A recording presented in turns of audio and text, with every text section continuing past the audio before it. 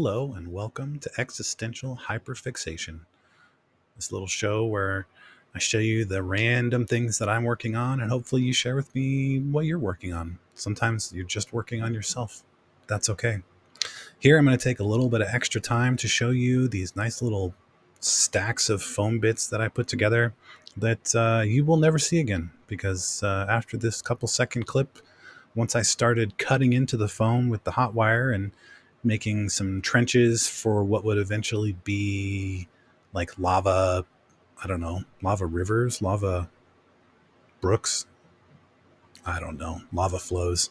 I realized that those little pillars just didn't work. And as a matter of fact, here in a second, you're going to see the pillars on the outside get cut out. I tried sculpting a couple of them to, you see there in the back, to look like, kind of stone pillars, and realized they just didn't really fit with what I wanted. And that's okay.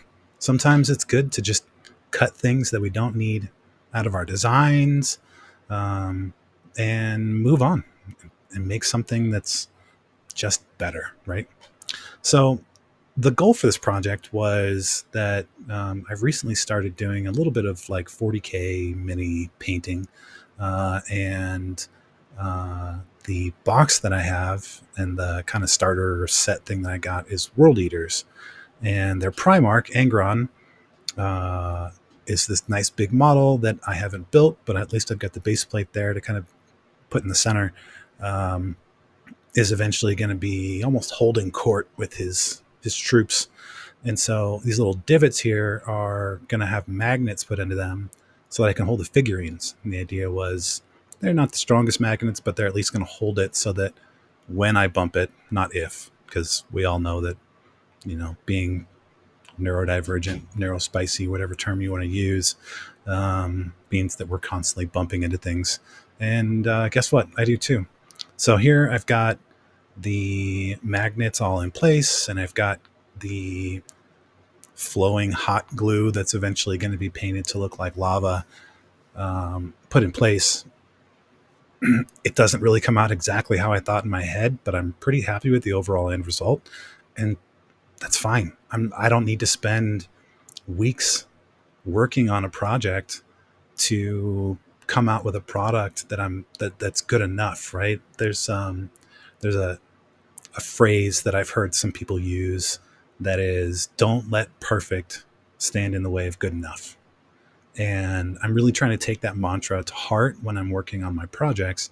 And this project right here is a perfect example of taking that mantra to heart. So I didn't let perfect get in the way of good enough. And I put the time into it that I wanted to put into it. And I know that if I'd taken more time to put into it, I would have gone down this spiral where I was just spending too much time on it. So here I'm putting down the good old Mod Podge and black craft paint mix.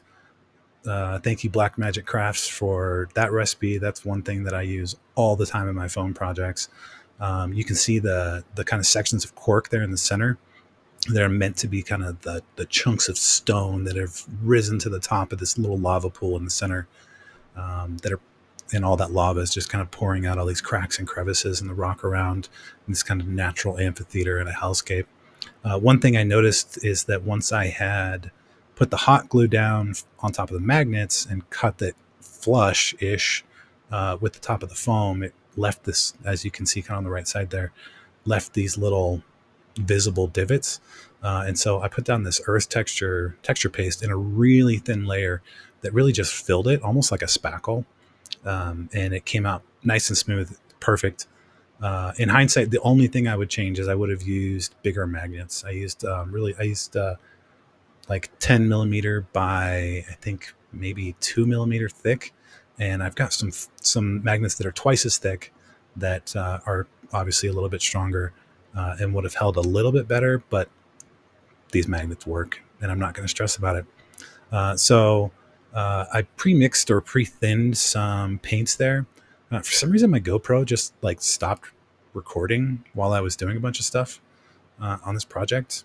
I don't know what that is. This is like the first time I've ever tried to record my projects. So I don't know. I'm not going to stress about it. I was really excited for this idea that I had to do with the lava, which was to take the hot glue and just lay it down in nice long kind of, I don't know, river stream things, and kind of pouring out in the front. And then also filling that lake in the middle. There's a few areas where it could have been a little bit smoother, and you can see right in the very front in the center, there's kind of that little divot. I probably could have filled that a little bit better, but it's fine. So I did the airbrush, and I did the airbrush pretty far away with the red so that I get a lot of overspray, and it would kind of send out that ambient light feature from the lava. And then did some orange and did some yellow. When I did the yellow, I actually didn't really love the color yellow at the very end, so I recovered it with just kind of a splotchy version of red. And I think I overdid it a little bit. I think I would have liked it a little bit brighter. But once I put the black on here, it comes out looking really great. I'm really happy with it overall. And as you'll see at the end, I have literally one of my 40K miniatures fully assembled and painted. And I've got the rest of the box that was my corn berserkers. The rest of the miniatures that were in that box are mostly built, except they don't have heads. But we'll get there when we get there.